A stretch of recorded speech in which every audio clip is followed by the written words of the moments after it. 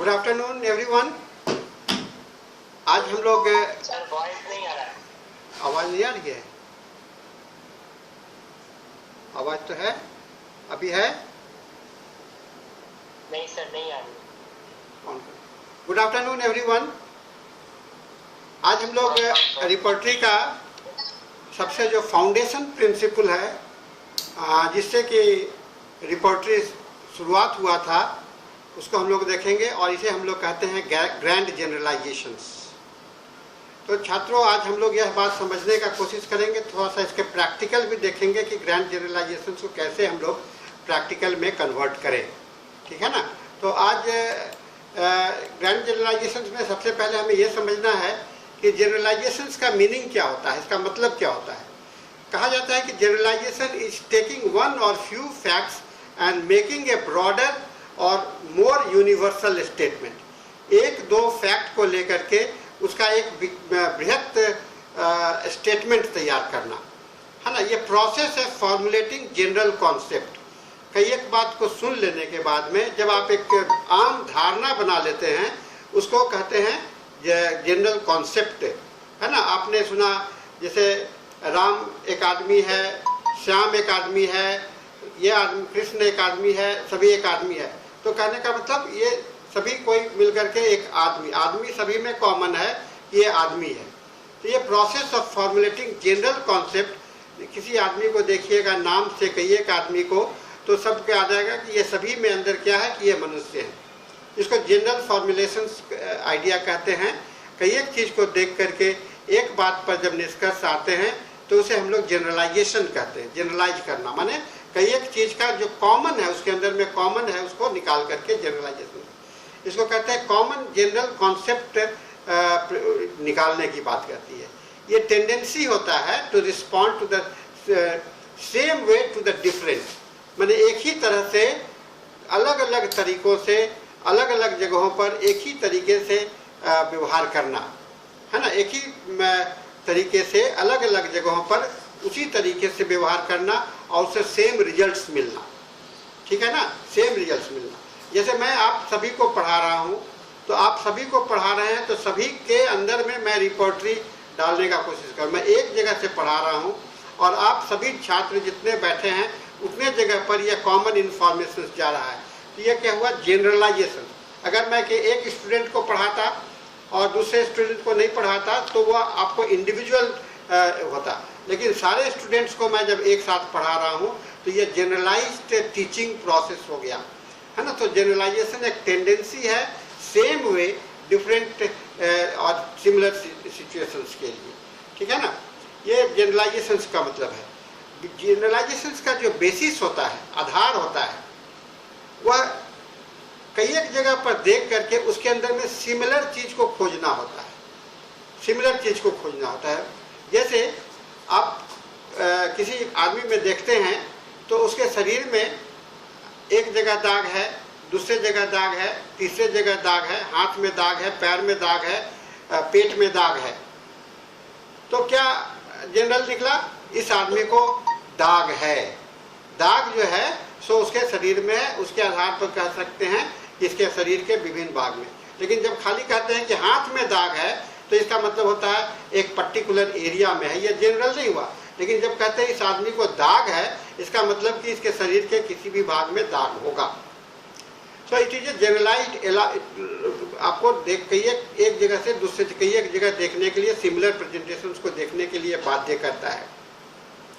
Generalisations के से फायदा ये होता है, हम लोग उस चीज़ में एक कॉमन निकाल लेते हैं और कॉमन निकाल करके उसका जो पर्सनैलिटी बिल्डिंग में हमारे लिए बहुत अच्छा ये काम करता है। और नेगेटिव रिजल्ट्स के समय में, नेगेटिव जहाँ पर कोई चीज़ होता है वहाँ पर हम लोग पॉजिटिविटी, उससे सत्य निकाल सकते हैं। जहाँ कुछ नहीं मिल रहा है तो जनरल प्रिंसिपल्स को अप्लाई करके वहाँ पर हम उसको पूरा कर सकते हैं, ठीक है ना। ये हमारा जनरलाइजेशंस का बेसिस है। इसे हम लोग कैसे करते हैं, करने का तरीका को हम लोग कहते हैं एनालॉग्स। एनालॉग्स का मतलब है कि समानता को, एनालॉग्स को, समानता को कई एक जगह पर देखना, उससे तुलना करना, है ना। जैसे कोई चीज़ को आपने पहले पढ़ा, ठीक है, कोई चीज़ को पढ़ा, अब कोई नई चीज़ पढ़ रहे हैं तो उस दोनों में जो कॉमन होगा उसको वहाँ पर अगर उसको नहीं समझ में आ रहा तो उसको उदाहरण, जैसे मैं आपको समझाने का कोशिश करता हूँ तो मैं उदाहरण जो देता हूँ वह एनालॉग का काम करता है। मैं अपनी बात को बताने के लिए मैं आपको अलग अलग उदाहरण देता हूँ, वह आपका एनालॉग्स कहलाता है। एनालॉग्स मतलब उससे सिमिलर, उससे मिलने वाला चीज़ को एनालॉग्स कहते हैं। इसे एनालॉग्स हम करते कैसे हैं? एनालॉग्स के लिए हमें रीजनिंग, हमें उसमें रीजन होता है, यानी कि सोचना पड़ता है ना। तो रीजनिंग कहते हैं कि किसी निष्कर्ष पर पहुंचने के पहले हम वहाँ पर एक रीजन माने कारण को ढूंढने का कोशिश करते हैं। निष्कर्ष पर पहुंचने के पहले कारण को ढूंढते हैं। तो इसके दो तरीके हैं, एक को कहते हैं डिडक्टिव रीजनिंग और एक को कहते हैं इंडक्टिव रीजनिंग। डिडक्टिव रीजनिंग का मतलब होता है कि ये प्रोसेस है जबकि एक स्टेटमेंट पर कई एक स्टेटमेंट से एक स्टेटमेंट पर पहुंचना, इसको डिडक्टिव रीजनिंग कहते हैं। और दूसरे को कहते हैं इंडक्टिव रीजनिंग। इंडक्टिव रीजनिंग मतलब एक रीजन से कई एक जगह पर देखना, इसका उल्टा है, डिडक्टिव का उल्टा हो जाएगा इंडक्टिव। डिडक्टिव में कई एक को देख करके आप एक पर आ रहे हो, डिड्यूस करते हो, और इंडक्टिव में एक से कई एक को देखते हो, ठीक है ना। तो यही अंतर है डिडक्टिव। और हमको सोचने का तरीका, जब हम रोगी के साथ होंगे, सिम्टम्स को एनालिसिस करेंगे, तो हमें डिडक्टिव और इंडक्टिव रीजनिंग के आधार पर हम एनालॉग्स तैयार करते हैं, और एनालॉग्स तैयार करके हम एक जनरल प्रिंसिपल पर पहुंचते हैं। तो ये प्रिंसिपल को समझने के बाद में हमारे पास में एक परसेप्शन बनता है, दिमाग में एक इन्वायरमेंट बनता है, एक सोच बनती है। हमारे सेंसरी ऑर्गन से हम एक सोच पाते हैं कि ये हमारा है ना। तो ये परसेप्शन कहलाता है। तो हो गया analogues, reasoning and perceptions constitute करता है जनरलाइजेशंस के लिए। जनरलाइजेशंस के लिए क्या जरूरी है? एनालॉग को खोजना, आपको रीजनिंग करना, और रीजनिंग के बाद में आप उसमें परसेप्शंस बनना। तो परसेप्शन बना, वह आपका जनरलाइज्ड व्यू बन गया, है ना। अब यानी कि आप सोचे, रीजन उसमें कारण, उसमें सोचे कि ऐसा क्यों, है ना। तो हमने कहा दो तरीके से करेंगे, डिडक्टिव करेंगे और इंडक्टिव करेंगे। उसके बाद हम लोग जो है सो उसका एनालॉग ढूंढेंगे दूसरे जगह पर, और उसके बाद हमारा जो कॉन्सेप्ट बनेगा उसको हम लोग अपना परसेप्शंस के माध्यम से, जैसे किताब है ना, किताब है, वीडियो है, जर्नल है, ये कई एक जगह है। तो लाइब्रेरी रूम में आने से हमारा क्या मतलब आता है? लाइब्रेरी रूम में, लाइब्रेरी का मतलब हो गया लाइब्रेरी जहाँ की किताब भी है, वीडियो भी है, आपको जर्नल्स भी है, बैठने का जगह भी है। तो उसको कहने से जनरल एलिमेंट्स, कई एक एलिमेंट्स का हुआ। माने लाइब्रेरी का एलिमेंट क्या क्या हो गया? बुक्स हो गया, वीडियो हो गया। बुक्स कहाँ मिलेगा? लाइब्रेरी में मिलेगा। वीडियो कहाँ मिलेगा? लाइब्रेरी में मिलेगा। जर्नल कहाँ मिलेगा? तो लाइब्रेरी में मिलेगा। तो ये जो है ग्रुपिंग जो हुआ वो हुआ। किसी चीज़ को जब आप देखते हो, जैसे ए अल्फ़ाबेट ए एपस्ट्रॉफी, एक जनरल और एक डबल एपस्ट्रॉफी, तो तीनों में क्या कॉमन है? तीनों में ए कॉमन है। तो यह कॉमन जो हुआ सो आपका जनरलाइजेशन हुआ। चाहे आप ए में कॉमा लगा के लिख रहे हो, ए में सेमी कॉलन लगा के लिख रहे हो, ए को किसी चीज़ के साथ ले रहे हो। जैसे एप्पल, सेव कहते हैं ना, एप्पल में ए है। फिर एक्ट में भी ए है। तो एप्पल और एक्ट में क्या कॉमन है? ए कॉमन है। तो इसको ए जो कॉमन निकला, ये आपका जनरलाइजेशन हुआ, ठीक है ना। इसको जनरलाइजेशन हम लोग कहते हैं। इसमें किसी आदमी का है, जैसे स्टूडेंट है ना, बहुत सारे student, roll number, mobile number, तीनों है ना आप लोगों का। फिर तो उसमें आपके पास में रोल नंबर है, रोल नंबर में सभी स्टूडेंट के पास में होगा। तो रोल नंबर क्या हुआ? आपका जनरलाइज स्टूडेंट का एक प्रॉपर्टी हो गया। स्टूडेंट का नाम अलग अलग होगा, मोबाइल नंबर अलग अलग होगा, रोल नंबर सबका अलग अलग होगा, लेकिन ये तीनों अलग अलग होते हुए भी आपका क्या कहलाएंगे? स्टूडेंट कहलाएंगे। उसी तरह से पेशेंट का मोबाइल नंबर होगा, नाम होगा, उसका पेशेंट का आइडेंटिटी होगा।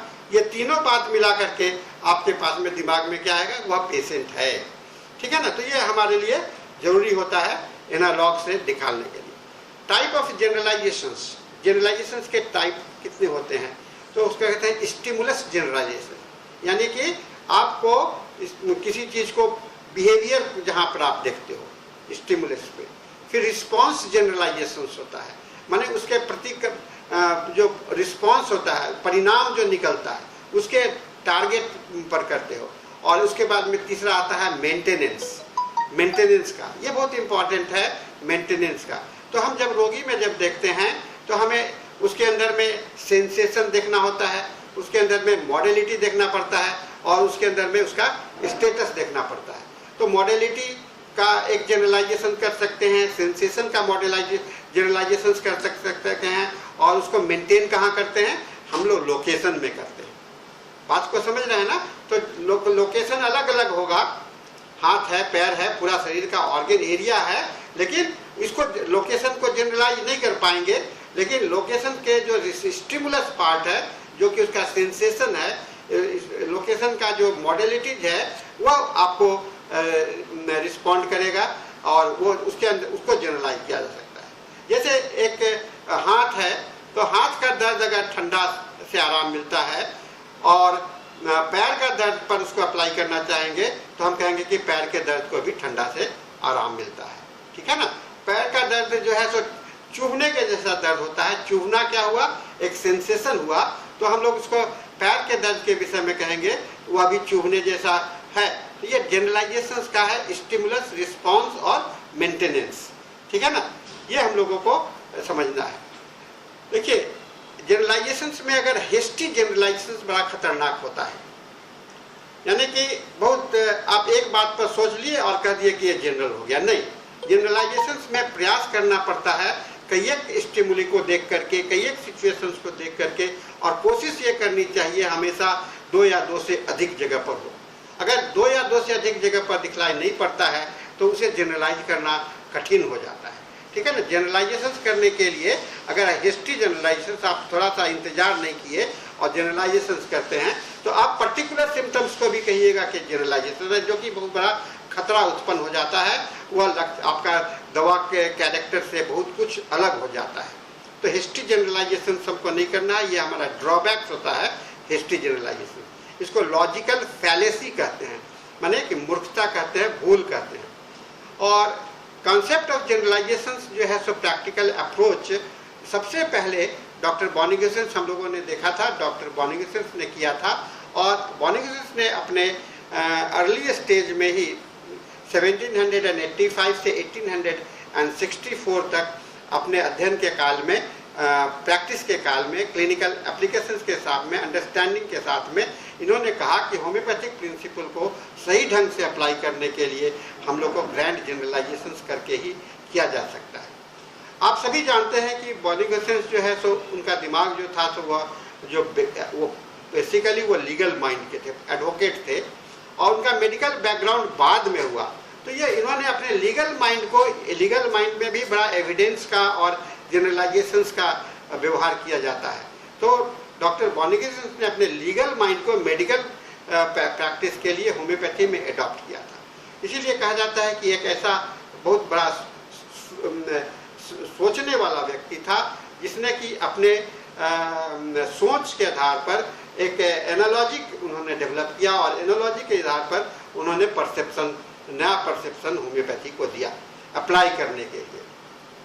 इस परसेप्शन का मूल आधार जो बॉनिगेसेंस के कॉन्सेप्ट को, ये होम्योपैथी के कॉन्सेप्ट को समझने के लिए डॉक्टर बॉनिगेसेंस ने जिस बातों पर आधारित किया अपने आप को, उसको में सबसे पहले बात था कि man become sick as a whole, माने कोई भी आदमी बीमार पड़ता है तो केवल उसका एक भाग नहीं बीमार पड़ता है, वह पूरे भाग उसके बीमार पड़ते हैं। उसका पार्ट बीमार नहीं पड़ता है बल्कि पूरा। अगर कोई पेशेंट आके आपको कहता है कि पेट में दर्द है, हाथ में दर्द है, तो आप सोचोगे कि खाली पेट में दर्द है, तो इसे कहेंगे होम्योपैथिक थॉट्स नहीं है, ये जनरलाइजेशन थॉट नहीं है, ये मनुष्य का थॉट नहीं है।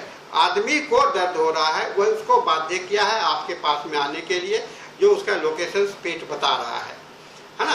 तो कहते हैं कि not part therefore related to the particular organ, और इसलिए उन्होंने कहा कि पर्टिकुलर ऑर्गन चूंकि होल से जुड़ा हुआ है, इसलिए पर्टिकुलर ऑर्गन पे भी होने वाली बात जो है सो कॉमन होगा। और उसको दूसरी बात थी कंप्लीट सिम्टम्स करने के लिए, क्योंकि हम लोगों ने पहले भी देखा है कि लक्षण हमेशा पूरे नहीं आते हैं, बहुत समय में लक्षण अधूरे आते हैं। तो अधूरे लक्षण को पूरा करने के लिए भी हमें जनरलाइजेशंस के फॉर्मूला को अप्लाई करना पड़ेगा। लोकेशन, सेंसेशन, मॉडलिटी और कॉन्कॉमिटेंट को एक ग्रैंड सिम्टम्स में कन्वर्ट करना पड़ेगा। सो उन्होंने ये इसके लिए इसको फॉर्मुलेट करने के लिए उन्होंने 7 क्वेश्चंस अपने दिमाग में डाले। मैंने आप सबों को बताया ये 7 क्वेश्चंस क्या है। 7 क्वेश्चंस डॉक्टर बॉनिगसन का मैंने बताया था, क्विज, क्विड, यूबी, क्यूबस, ऑक्जिलस, क्योर, कुमैडो और कुनैंडो। आप लोगों ने पढ़ा है, लेसर राइटिंग में यह दिया हुआ है ना।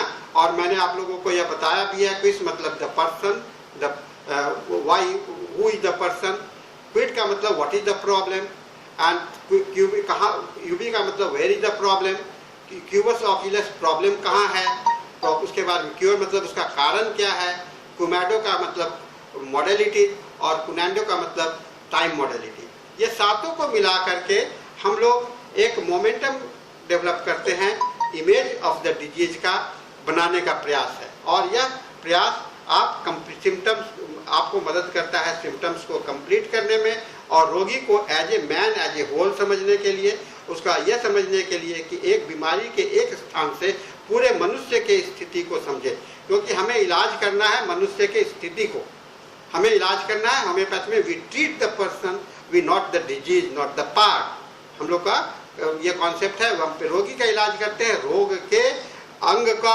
और किसी एरिया का इलाज नहीं करते हैं। रोग का इलाज करेंगे तो ये होगा, यही हमारा होम्योपैथी का बेसिक टेनेट्स है।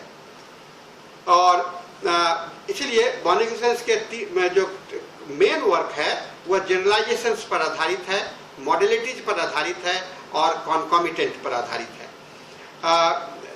कहा कि जनरलाइजेशंस ही इंडिविजुअलाइजेशन है। इंडिविजुअलाइजेशंस की बात करते हैं ना, जनरलाइजेशंस ही इंडिविजुअलाइजेशंस है।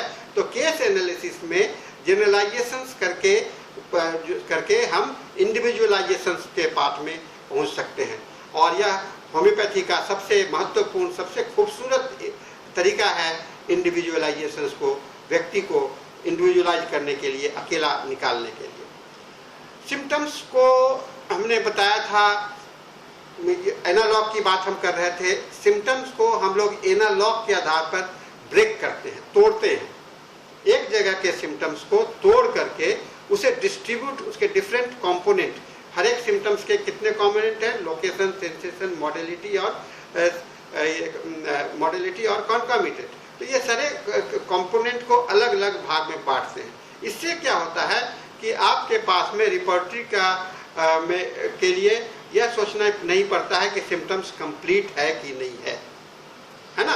सिम्टम्स कंप्लीट है कि नहीं है यह आपको आसानी से आप समझ सकते हैं, और सोचने का बात ही नहीं आएगा कंप्लीट का, क्योंकि आप लोकेशन ले लिए, सेंसेशन कहीं पर से सेंसेशन मिल रहा, सेंसेशन से रूब्रिक्स ले लिए, मॉडलिटी से रूब्रिक ले लिए, कॉन्कॉमिटेंट से रूब्रिक ले लीजिए, तो सभी को मिला लेंगे तो जो रिपर्टोरियल अप्रोच आएगा वह कंप्लीट सिम्टम्स का अप्रोच आएगा।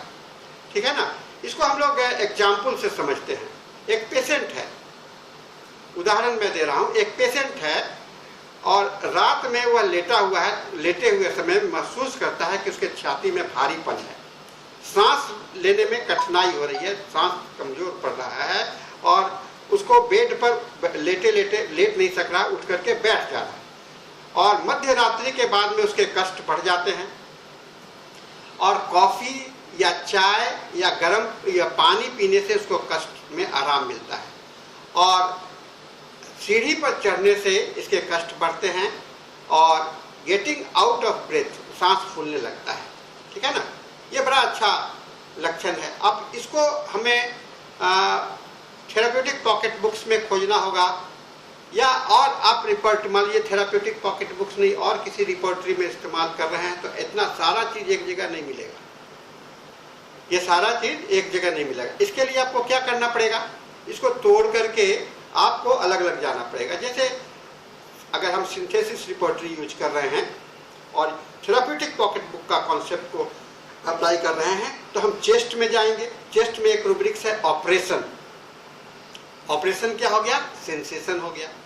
जनरल में जाएंगे लाइंग एग्रावेट्स, ये मॉडलिटी हो गया, ठीक है ना। जनरल में फिर जाएंगे नाइट, वहाँ हम लोग पढ़े नाइट, नाइट में एग्रावेट मॉडलिटी। रेस्पिरेशन डिफिकल्ट, ये सेंसेशन हो गया। रेस्पिरेशन डिफिकल्ट लाइंग इम्पॉसिबल, लेटना मुश्किल है, ये आपको क्या हो गया? ये लाइंग इम्पॉसिबल क्या हो गया? आपका मॉडलिटी हो गया। नाइट मिडनाइट आफ्टर, जनरल में नाइट मिडनाइट आफ्टर, ये मॉडलिटी हो गया। फिर food and drinks, coffee ameliorates, coffee पीने से आराम मिलता है, हमने अभी पेशेंट से सुना। तो ये कॉफ़ी एमुलरेट्स, ये आपको जनरल ये जनरल में मिलेगा, coffee एमुलरेट्स। Respiration difficult exertion after, मेहनत करने के बाद में बढ़ता है। फिर जनरल एक्जर्सन फिजिकल एग्रावेट, ये सारी चीज़ मॉडलिटी है। जब आप इतने सारे रूब्रिक्स में आते हैं तो आपका जो पहले वाला स्टेटमेंट था कि on lying down at night feel an operation of the chest, breathing becomes short, is obliged to sit up in bed, worse after midnight, drinking coffee or sugar with water relieves, and symptoms worse on going upstairs, get out of breathing। ये सारे बात हमको इसने rubric के अंदर में meaning आ जाता है, कंप्लीटनेस हो जाता है। आपके कोलोसिंथ को देख लीजिए। कोलोसिंथ में जनरल एमुलरेशन से एमुलरेट, प्रेशर एक्सटर्नल एमुलरेट, ये थेराप्यूटिक पॉकेट में बुक में देता है। तो इससे आपको कोलोसिंथ के की ओर में आप चले जा सकते हैं। इसके बाद में हम आते हैं, मैंने ये तरीका बताया जनरलाइजेशंस का। जनरलाइजेशंस क्या होता है जो कि आपको व्यवहार करना है, लेकिन जनरलाइजेशन से कंप्लीट कॉन्सेप्ट नहीं बन पाता है, मनुष्य को कभी कभी पर यह धोखा दे जाता है। तो इसके लिए कई क्रिटिसिज्म, आलोचना हुआ डॉक्टर बॉनिफेसेंस का और इस जनरलाइजेशंस के आइडिया के लिए। और इस जनरलाइजेशंस के आइडिया को, पूरे आलोचनाओं को दो भाग में हम लोग देख सकते हैं। इसे locally specific non generalised modality जो है सो पूरा मीनिंग नहीं दे पाता है कभी भी। और दूसरी बात हुई कि इंफॉर्मेशन जो मिल रहा है वह विश्वसनीय कभी कभी नहीं होता है ना। विश्वसनीयता की कमी आ जाती है। ये दो, विश्वसनीयता की कमी, पैर का दर्द है वह भी ठंडा से आराम मिलेगा, हाथ का दर्द है वह भी ठंडा से आराम मिलेगा। हम लोग कभी कभी विश्वास कर सकते हैं, नहीं कर सकते, अगर होगा तो समझ में आ जाता है। लेकिन चूंकि वहाँ दर्द है नहीं, पहले से ये मान के चले कि वहाँ का भी दर्द आराम हो जाएगा, तो ये हमारे विश्वास के बाहर की बात हो जाती है। तो छात्रों, यह विश्वसनीयता की कमी के कारण लोगों ने इसमें को क्रिटिसाइज किया। रॉबर्ट ने तो इसे कहा कि ये बेस्ट पॉसिबल तरीका है मिनिमाइज करने का, मेहनत को भी मिनिमाइज करने का, ठीक है ना, सेंसेशंस का, और आसानी से आप पहुंच सकते हैं। इसलिए उन्होंने बॉनिफेसेंस को अप्रिशिएट किया। फिर प्रैक्टिकल डिफिकल्टी के विषय में वो कहते हैं कि लेकिन जो एग्रीवेशंस और एमुलरेशंस का फैक्टर है सभी जगह पर एक रोगी में कई एक तरह से भी मिलता है। जो सभी जगह के जो एग्रीवेशंस और एमुलरेशंस के फैक्टर हमेशा एक जैसे नहीं होते हैं। इस बात को डॉक्टर केंट ने भी अपने राइटिंग्स में, आलोचना में कहा था, है ना। केंट ने भी इस बात को कहा था कि सभी जगह पर सभी कुछ आसानी से नहीं मिलते हैं, ठीक है ना। देन ग्रैंड जनरलाइजेशन में बहुत हाई रिस्क है। हाई रिस्क मतलब कि बहुत ही ज़्यादा कठिनाई है कि आपका जो सही है कि नहीं, ये सबसे बड़ा इसलिए कहते हैं कि ये बहुत हाई रिस्क है।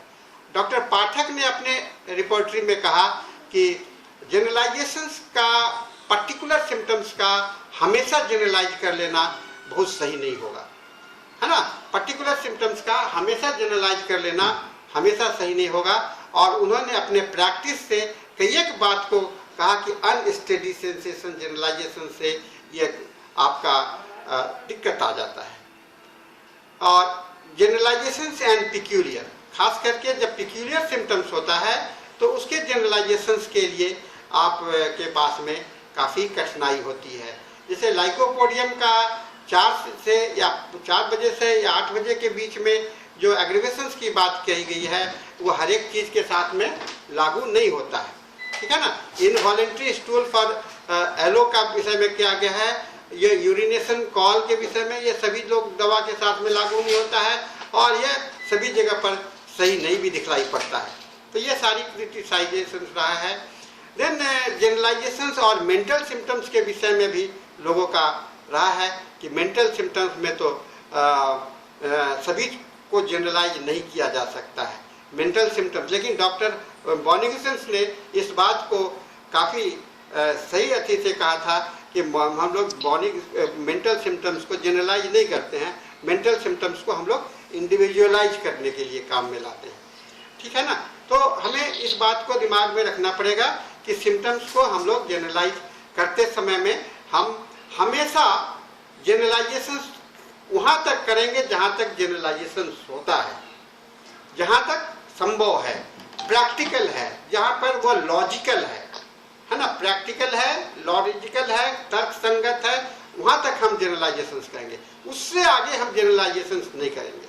तब उसके आगे क्या करेंगे, उसके आगे हम पर्टिकुलर सिम्टम्स को जो कि विपरीत होगा जनरल का, जो कि विपरीत होगा, जो पर्टिकुलर सिम्टम्स जो जनरल का विपरीत होगा उसका इस्तेमाल करेंगे, ठीक है ना।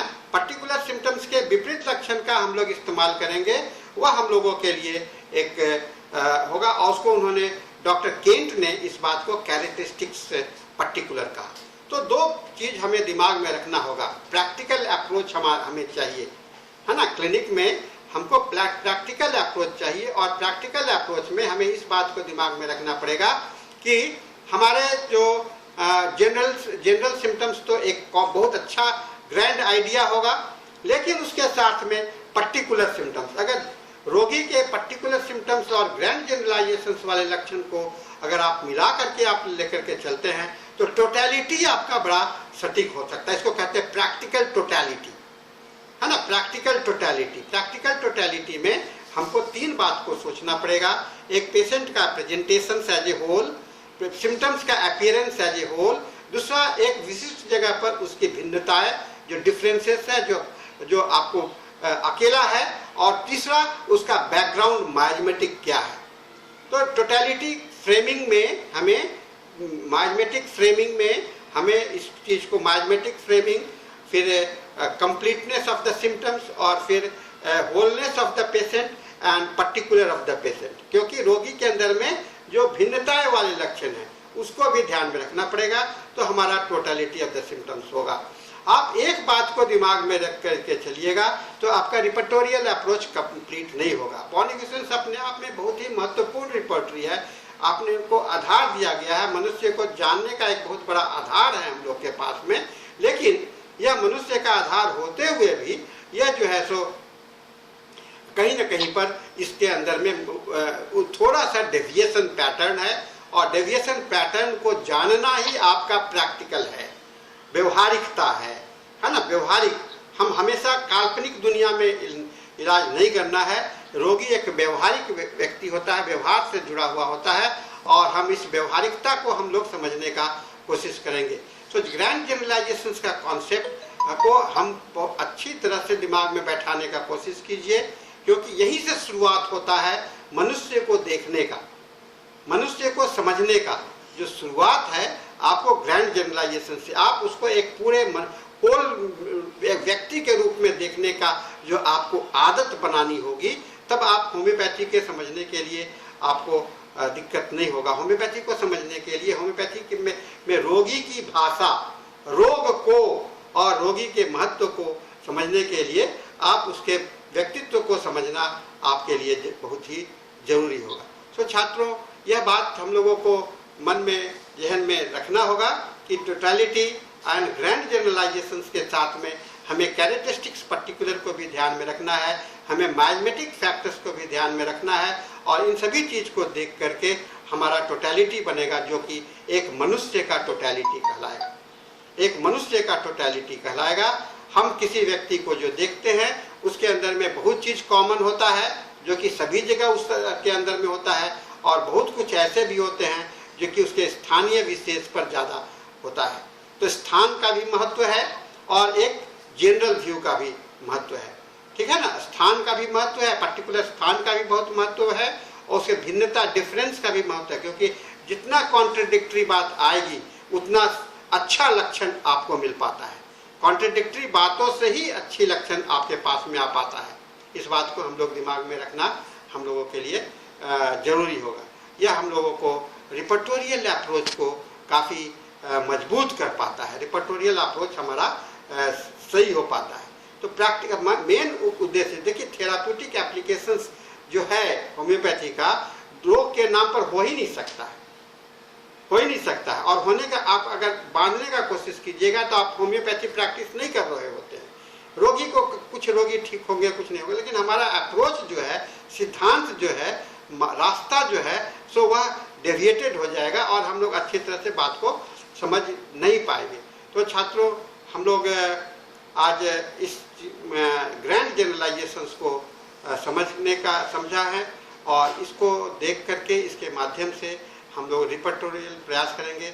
आप रिपर्टरी को थेराप्यूटिक पॉकेट बुक्स में आपके दिमाग में कुछ ऐसे क्वेश्चंस हैं या दिमाग में कुछ ऐसे लक्षण हैं, उसको थेराप्यूटिक पॉकेट बुक में जा करके उसको तोड़ करके देखने का कोशिश कीजिए। अगर थेराप्यूटिक पॉकेट बुक में नहीं देखते, दूसरे रिपर्टरी में भी तोड़ कर देख सकते हैं, क्योंकि केंटियन रिपर्टरी को भी आप थेराप्यूटिक पॉकेट ये ग्रैंड जनरलाइजेशन से कर सकते हैं। सिंथेसिस रिपर्टरी में भी ग्रैंड जनरलाइज, क्योंकि सारा जो ये कॉन्सेप्ट जो लिया गया, केंट ने भी बॉनिफिसेंस को टोटली नकारा नहीं है, इनके जनरलाइजेशंस को भी रखा है, उसमें पर्टिकुलर को जोड़ दिया है। सिंथेसिस रिपर्टरी में भी पर्टिकुलर जनरलाइजेशंस को रखा है और पर्टिकुलर को जोड़ दिया गया है। तो बाद वाले जितने भी कॉन्सेप्ट आए हैं वह उन्होंने जनरलाइजेशंस को नकारा नहीं है, वह जनरलाइजेशंस सभी जगह पर उपलब्ध रहा है। तो इसको हम लोग दिमाग में रखेंगे, और इसी के साथ में आज का हम लोगों का यह लेक्चर जो है सो यहाँ पर समाप्त होता है।